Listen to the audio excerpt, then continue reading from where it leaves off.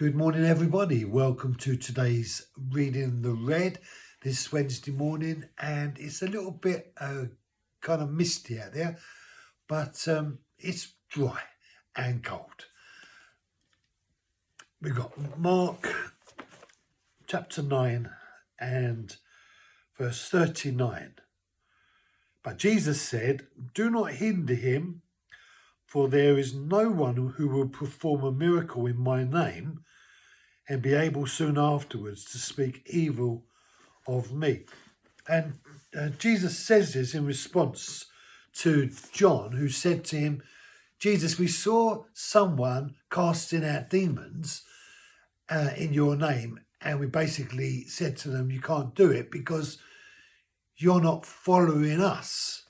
So John thinks that because they're not part of the Jesus group, that he can't do the miracle of casting out a demon from some person.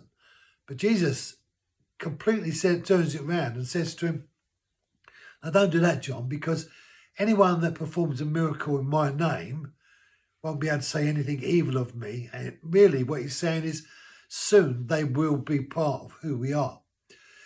So the thing that people do that's different from us often is so troublesome to us, but not for Jesus.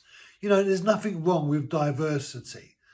The diversity of different perspectives and different ways of doing it. The job needs to be done, and it does need to be done God's way, but providing getting the job done with the ingredients that God would use to get the job done, that's just fine, Jesus said. Even though at that time, the one who was doing the deliverance was not actually part of the little group that John saw as the Jesus group. And so this sense of freedom to do it and maybe stumble along the way in doing it, but if it's getting done, then it's a good thing. Providing you're not getting it done in the inappropriate way, it's okay as far as Jesus is concerned. And we don't like that level of freedom.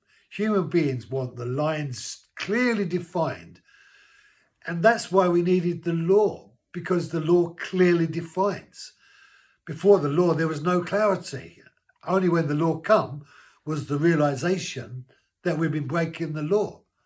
And so this dynamic of living in freedom is not an easy place to live. And many people are just so in bondage to not having any boundaries. But when you walk by the Spirit, you will not satisfy the desires of the flesh, says the Apostle Paul, which means that there are no boundaries as such in terms of the clear defined laws. But there are boundaries, but they're just not so rigid. And there is liberty and freedom. So we don't want to do what God doesn't want us to do in the way that God wants us to do it. But God wants us to live like that without the defined reality of having to restrain and restrict. He wants us to live in freedom, knowing that if we listen to him, then we will do it the right way. And we will live according to the will and purposes of God. Thank you for joining me. Be blessed. Have a great day, and I'll see you tomorrow.